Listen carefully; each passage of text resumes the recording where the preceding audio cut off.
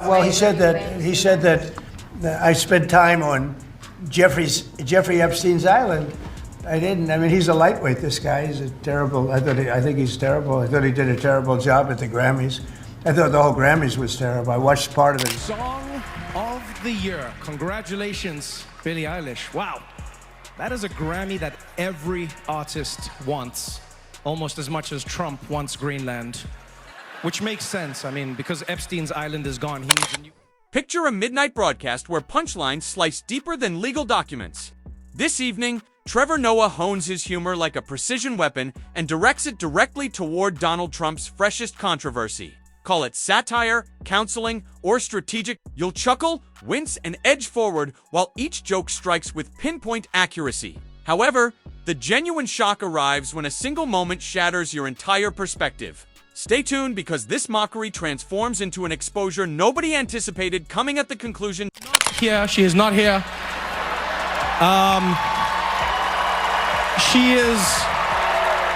She is still at the White House with Donald Trump discussing very important issues. Actually, Nikki, I have the... First off, tap that subscribe icon and hit like hard because you absolutely cannot afford missing this incredible piece of content here. Trevor Noah enters blazing hot, bypassing gentle punchlines or careful commentary, instead unleashing razor-sharp comedy that appears honed through endless years of observing Donald Trump handle truth as though it were merely a flexible recommendation. What are we doing for Guy Fawkes Day? And then your parents would be like, do you want these ones? You're like, do you like them? They're like, no, just throw them on the ground. And it's like, pat, pat, pat. Do you feel like the other kids? No, I don't at all.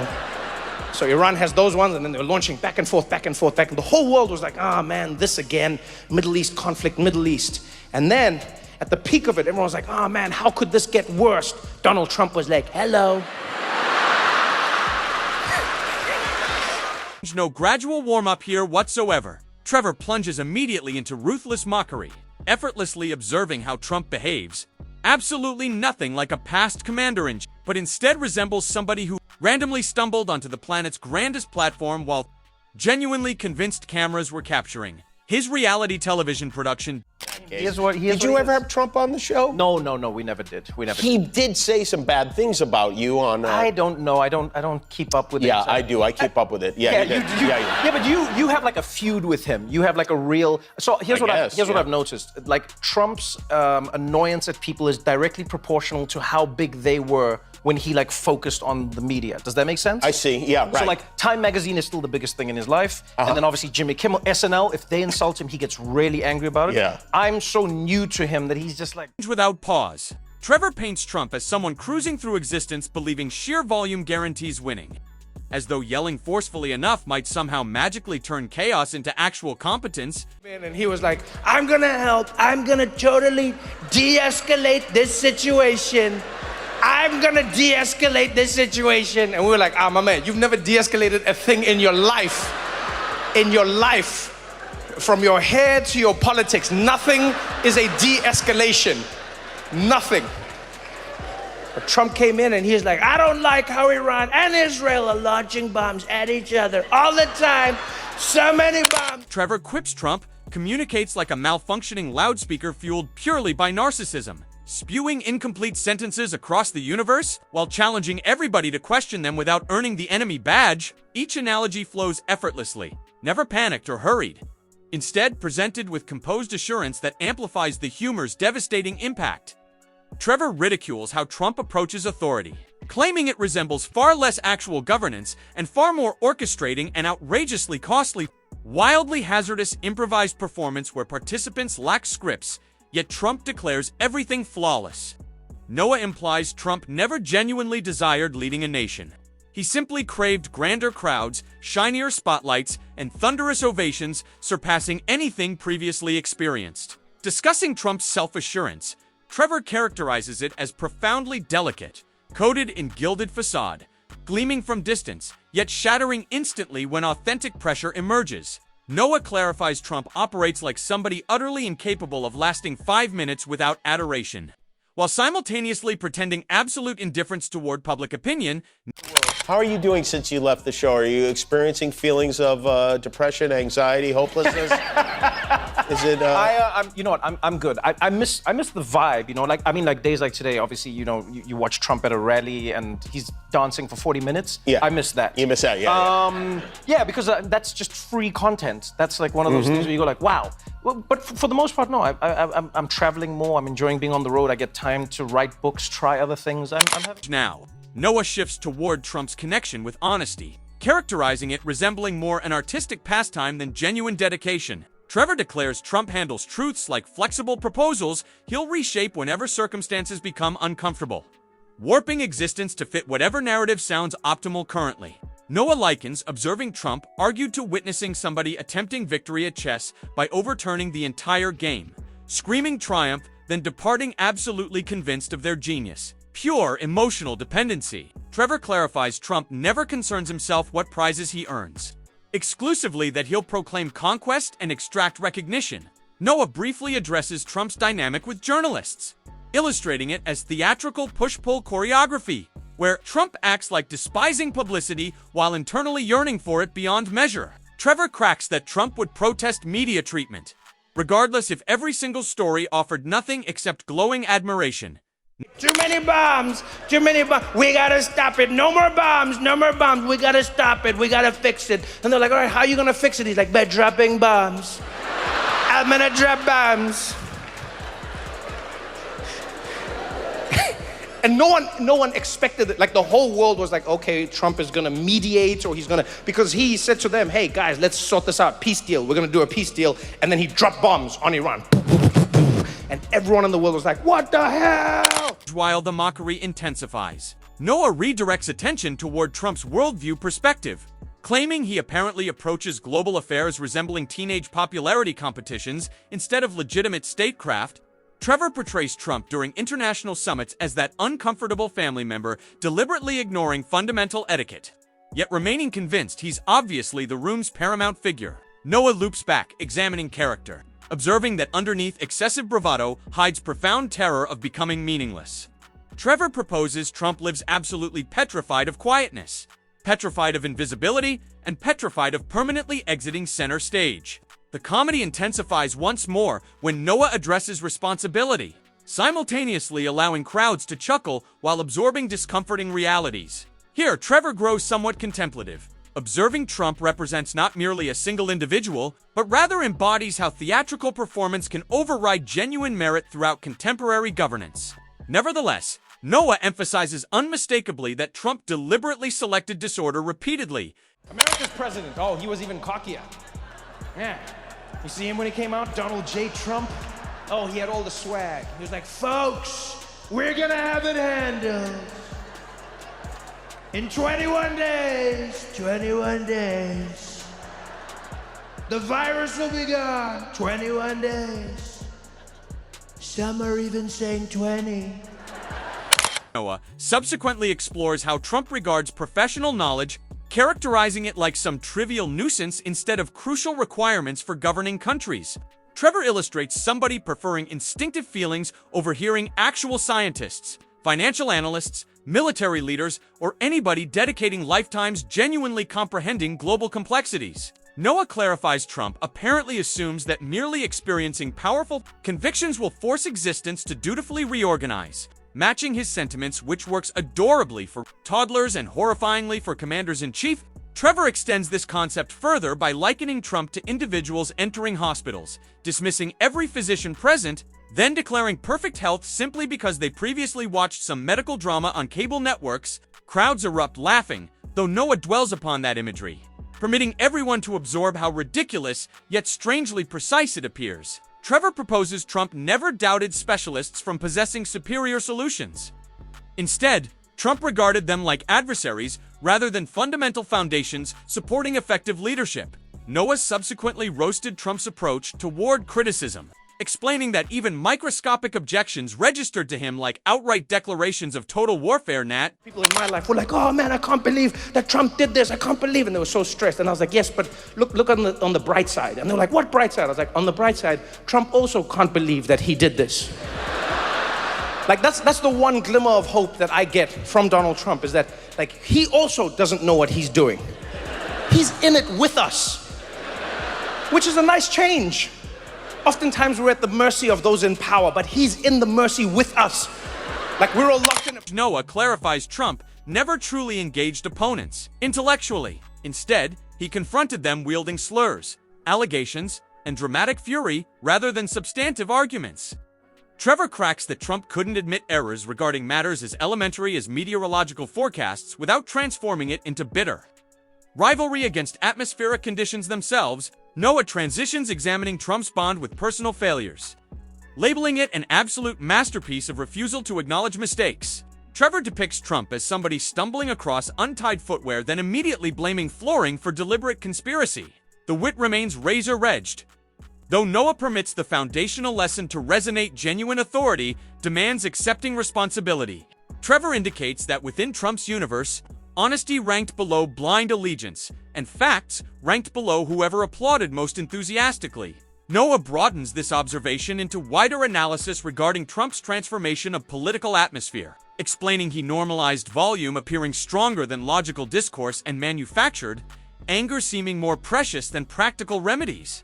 Trevor describes countless supporters who didn't simply back Trump, they auditioned for him, competing desperately against each other, demonstrating fanatical dedication like participants within some nightmarish reality competition.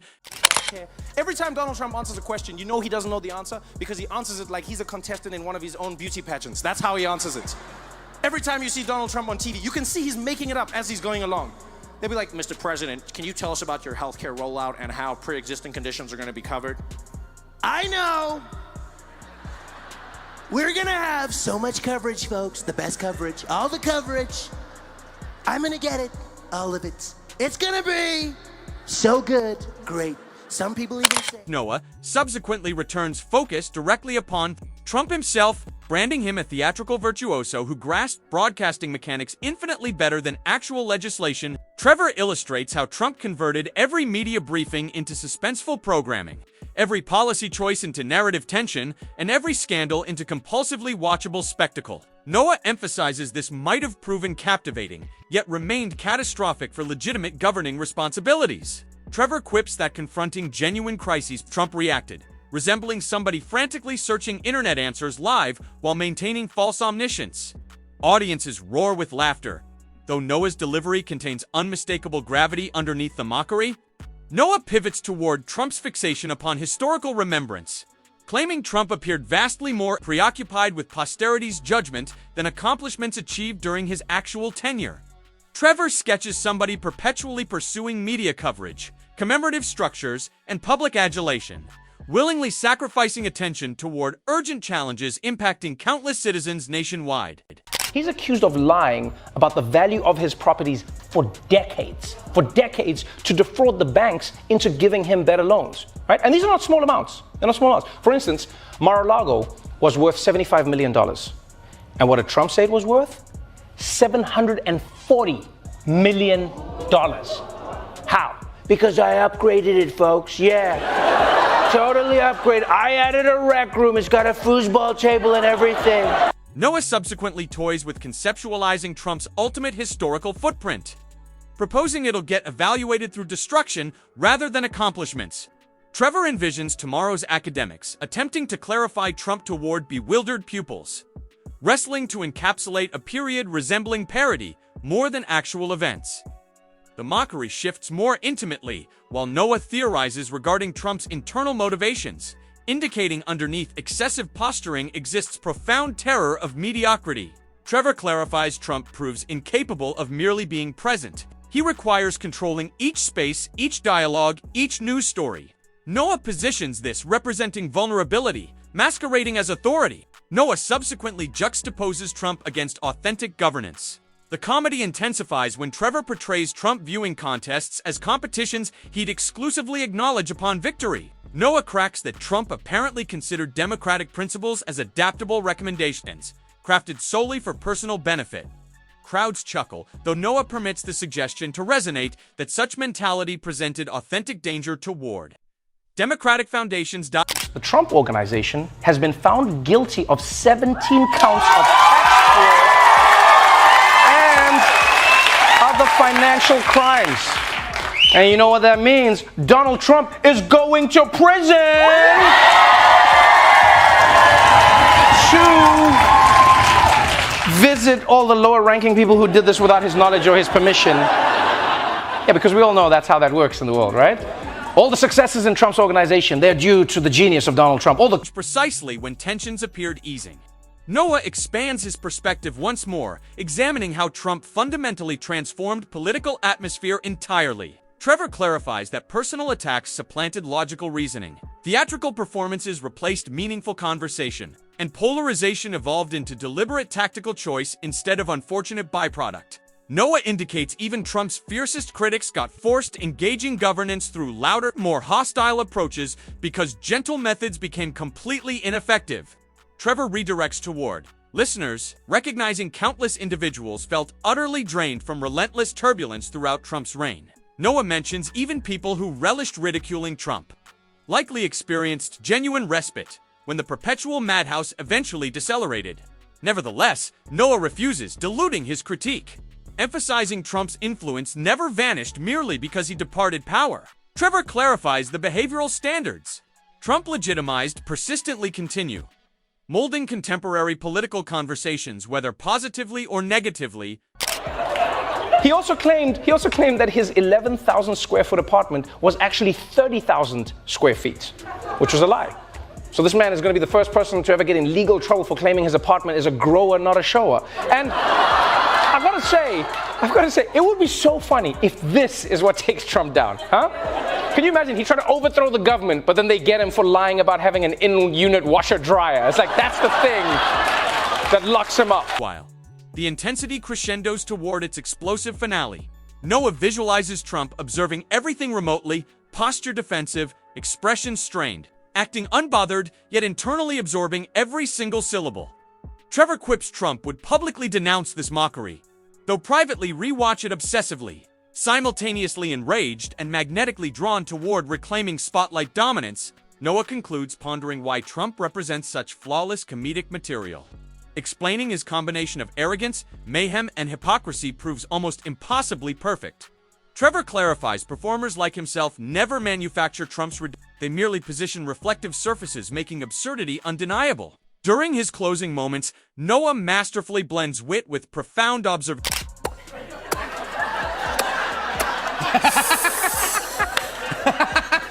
Oh my God.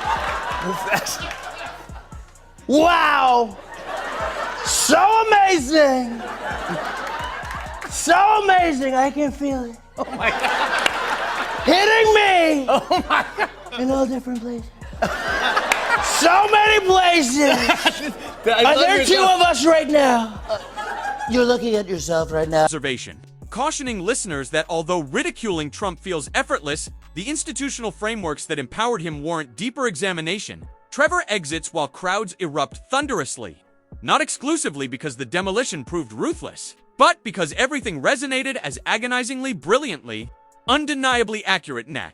Change Noah decelerates sufficiently, allowing the space to exhale, not from diminishing intensity, but because Trevor understands the most devastating conclusions strike when spectators are intensely focused instead of continuously chuckling. He remains positioned almost nonchalantly, clarifying the objective behind demolishing Trump transcends mere embarrassment, but involves dismantling the myth that volume signifies authority and showmanship represents achievement. Noah contemplates how Trump's presidency resembled an endless amusement park, where attractions proved exhilarating yet alarmingly neglected structurally, where crowds simultaneously enjoyed themselves and quarreled. Trevor discusses how humor transformed into essential coping mechanism throughout that period, a method for citizens processing bewilderment, exasperation, and incredulity while preserving sanity. Noah confesses that, despite thoroughly enjoying ridiculing Trump, he simultaneously longed for diminished justification to do so because underlying each punchline existed authentic governmental turbulence, impacting actual human beings. Change Noah loops back addressing Trump one final time, abandoning fury for surgical accuracy, portraying him as somebody— I don't know what it is. Anyway. A what? No, it's like it's called Truth Social, I think. No one cares. Anyway, the point is Trump sent out one of his thingies, I don't know what they're called, and it was like, Trevor Noah was never funny, Jon Stewart was only slightly better, And then like he goes on like a rant and he's just like, these people don't realize if they moved more to the center like me, they would have more followers. Then I'm like, center like you? I'm like, my man, you think As somebody who constructed his complete persona around invincibility, yet dedicated years demonstrating precisely how brittle that facade genuinely was. Trevor observes Trump's paramount flaw never stemmed from adversaries, but rather his perpetual inability escaping his own narcissism. Noah envisions Trump somewhere monitoring this ridicule, feigning disinterest while internally seething, convinced that sufficiently ignoring condemnation will magically erase it. Trevor emphasizes comedy must challenge intellects, never diminish them. During his closing seconds, Noah brings the demolition completely around, declaring Trump may have craved recognition as historical colossus, but he'll far more probably get remembered as cautionary tale wrapped within pandemonium. Trevor presents this wearing a knowing grin, though avoiding maliciousness, almost acknowledging even punchlines carry educational value. Noah concludes with one last magnificently constructed strike, stating that if Trump genuinely aspired toward greatness, he should have invested considerably less energy, demanding standing ovations and substantially more effort, actually earning genuine admiration. The statement connects perfectly, sharply, and definitively